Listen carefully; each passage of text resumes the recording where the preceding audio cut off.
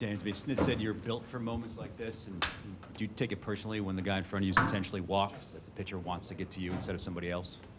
I mean, honestly, in that situation, I just kind of saw it coming, even just getting ready in the dugout, just how the inning was playing out, that could definitely be a possibility. So, personally, I like to be prepared for every situation imaginable, and that allows me to be able to kind of go out and play confidently when you're prepared for those situations. So, give a lot of credit for wanting to be in those situations, playing a lot of basketball growing up and, being a multi-sport guy, just kind of you get put in those situations a lot and love being in them. And, I'm thankful and blessed that I was able to come through tonight. Dansby, after game one, their manager had been asked why he didn't walk you in the eighth inning when walking you would have made the Braves make a choice and maybe get Melanson out of the game. He said basically that he really kind of liked that Martinez-Swanson matchup. Today he said he liked it again, that you were 0-6 against Carlos, but do you feel like he likes it a little bit less after the fact? Maybe. That's his personal decision, and like I said, if he's wanting to play it by the numbers, that's his decision, his job to do so. My job is to put together, a professional bat every time I go up there. It doesn't matter who I'm facing. So, it happened to be in that situation. I was able to come through. Adam, I guess this is your biggest postseason moment since last game. What has been this like for you? I mean, just, to go from a guy who spent, so much time in Gwinnett and trying to come back. Freddie talked about your acquisition late last year, and they were hoping for that last year, and, here you are a year later doing this. So what has this been like for you? Is your head still spinning? Yeah, there's a lot of work that's been put in this year, and I just try to go up there and have a quality at bat, play quality defense, be a good teammate, and hopefully everything else takes care of itself. But, we put a lot into this. We sacrifice a lot, family. We're on the road a lot. We sacrifice a lot for moments like this, and so you just hope you can come through for your team, when they call you. Dansby, you also had some moments this year where things didn't go your way and you had to fight through some adversity. After missing a postseason last year and then being hurt for a month this year, how great does this feel now to be able to be in those moments you talk about wanting to be in? Yeah, it's truly a blessing, especially to be able to do it with these guys. I think it can never be talked about enough how much we enjoy being around each other, how much this team loves to spend time with one another.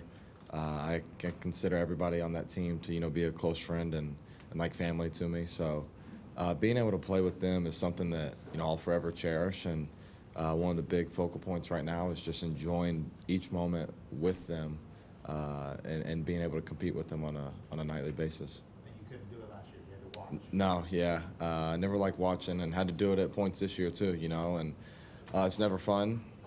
But you can always learn and grow, in every situation you're faced with. In times of adversity, you learn and grow the most. So I'm thankful for the ups and the downs. And it's kind of led me to this moment now. And like I said, just so thankful to be able to do it with these guys. Dansby, I think Carlos struck you out on a fastball in game one, correct? Yes, Yeah, correct. but tonight he starts you with a slider, and obviously you're ready for the slider. How were you able to do that? God bless me with good hand-eye coordination. And just in those situations, you just try and breathe and relax. It's easier said than done, but as Duvall mentioned, trying to have quality at bats, play quality defense. It's not about being perfect. It's just about continuing to be good, and that's just kind of the mindset. Adam, the way you're being used here and your success, you feel like kind of a late inning reliever when you come into the game? I just try to be ready. I'm getting ready from about the second or third inning on. So, just so when they call my name, I'm fully ready to go into the game and prepared. And, that like Dansby was saying earlier, that kind of lets me relax a little bit knowing that, you know, I've put in the work before the game. That way, just go out there and react. So, you know, I'll be ready whenever they need me. Dansby, Atlanta in the last 2 years kind of struggled with runners in scoring position in the playoffs. Is there a learning curve to learning how to deal with the emotions and the tense moments there? And how much can what you guys were able to do in the ninth inning kind of spin forward in terms of your confidence in those situations? I'll go ahead and answer the second one first because that's what I'm thinking about. I think momentum's huge in series, and the ability to sustain that momentum, you know, from the ninth inning on till tomorrow's going to be huge. We obviously believe in our guy that's going out and pitching a lot tomorrow, so you know, we're going to go out and trying to continue what we were able to finish off tonight. And then, can you repeat what was the first one again? Well, I wondered if there's sort of a learning curve in terms of, you know, batting with runners in scoring positions with big moments in the playoffs. You know, do you learn the more you get experience? Does it help you? I mean, I think experience is everything, especially in this game.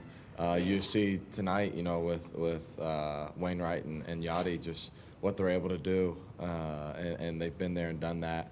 And you know, for some of us, first, second time, there's a lot of learning curves, and we've got a good group that can learn quickly. And so it's nice to be able to see the growth of each guy, and especially like you said, in those moments, you just gotta really relax, breathe, and not try and do too much. You know, just try and put a barrel on a ball, and hopefully it goes where they're not standing. And for both you guys, the way both starters were balling and you guys down to your final strike, Freddie told me it was the greatest game he's ever been a part of, just to know where it stands for both of you. I mean, yeah, that's pretty well said. I think, you know, this is the postseason. This is what we play for all year. And, you know, so to come out with a win, you know, when you're down in the ninth, that's huge, because every game's, you know, a must-win game from here on out. So, you know, it's important to get every one you can. Yeah, I think tonight was kind of like baseball in its purest form. You know, just with two guys that were tremendous on the mound, the pace of the game, just the ability to throw strikes, get ahead of hitters, and even if you were behind, you could still get back into counts using different pitches. I think their guy was awesome. Our guy was awesome. You know, they were opportunistic early in that second inning with Ozuna's double, and then Yachty able to get him to third, and then, you know, Matt getting him in. So there's a lot of things tonight that were baseball 101, and like I said, in its purest form. So being able to compete in a game like that is amazing. Yeah, question for each of you. I'll start with Dansby. You said earlier that you kind of saw the inning play out a little bit while you were in the dugout. How specifically did you think, okay, McCann's up there with the base open, they're going to go to me? I mean, how specific were you thinking? Yeah, once I normally start. I mean, you're always watching the game, you're always watching the inning, and I start getting ready. You know, as soon as I get in the hole, I start to kind of play the scenario out, and that's just kind of how it was ending for me. You know, I was ready for that move, and I personally would have been surprised if they would have pitched to Mac, just because, you know, of his postseason experience and everything. So I was ready from the moment I started putting my batting gloves on the dugout. Yeah. And Adam, you also hit a slider with 0-2, and it looked like it wasn't a terrible pitcher's pitch. Like you were almost maybe protecting a little bit. You describe that. Yeah, I mean, you know, the pitch before that was 99 kind of in, you know, so the ball I hit was probably a little bit off, but, you know, at that moment, you kind of got to protect. You can't necessarily leave it in the umpire's hands there. So, you know, it was close enough for me to think that I could get the barrel to it. So, you know, I made the move on it. Any last ones for these guys? Take more, right? When Martinez hit Ronald after that, did you guys make anything out of that or not, after what happened the other night? Say that again. When Martinez hit Ronald Acuna with the pitch in the ninth after you guys had scored, do you make anything out of that after what happened the other night when? No, I mean, especially with the count, you know, being 3-2 and everything, I think that they probably thought that was just a good pitch, especially with some of the stuff Wainwright, you know, with all the curveballs he's been throwing. Just figured that maybe there could be, you know, another breaking ball or something like that, so maybe try and rush him up and in. But, you know, like I said, we're not playing into that. You know, we're we're thankful that we were able to come out with a victory.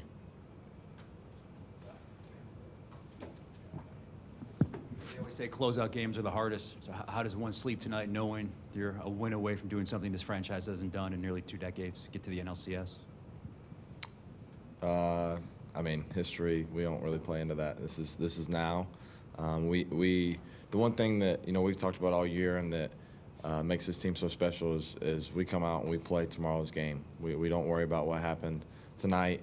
You know, we're not worried about what's happening in the future. We always stay where our feet are, and that moment is to compete each inning, each pitch, and you know, hopefully be able to come out of here with a victory.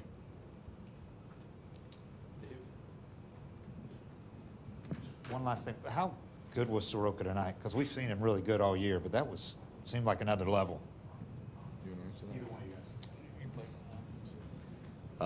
Just Mike being Mike.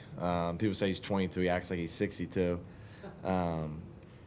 Just his confidence and his ability to pitch on the road, I think, is something that you don't see very often, and you can take for granted very easily. He goes out there, takes the ball, executes his pitches, and never gets rattled with whatever situation, you know, comes about. We talked about, you know, count leverage and stuff. There's times where you know, he was able to get ahead, but even when you're behind, being able to get back into counts or make you know, them have weak contact in good hitters counts is something that doesn't happen very often, especially during the postseason. And for him to be able to do that with multiple pitches, whether it was his two-seamer or his changeup or his slider, I mean, he was able to do it in so many different ways, and I think that's kind of what made it so tough for them. I think he retired, like 17 in a row at some point, and you know, just there wasn't really many loud outs, and I give him a lot of credit because he wasn't over the middle of the plate very often. And when he was, he's got so much movement on his stuff, and he just keeps people unbalanced or off balance. And I give a lot of credit to Mac as well. I mean, his game planning and his feel for the game with our starting pitchers has been phenomenal all year, and I think it just should get highlighted even more right now during the postseason.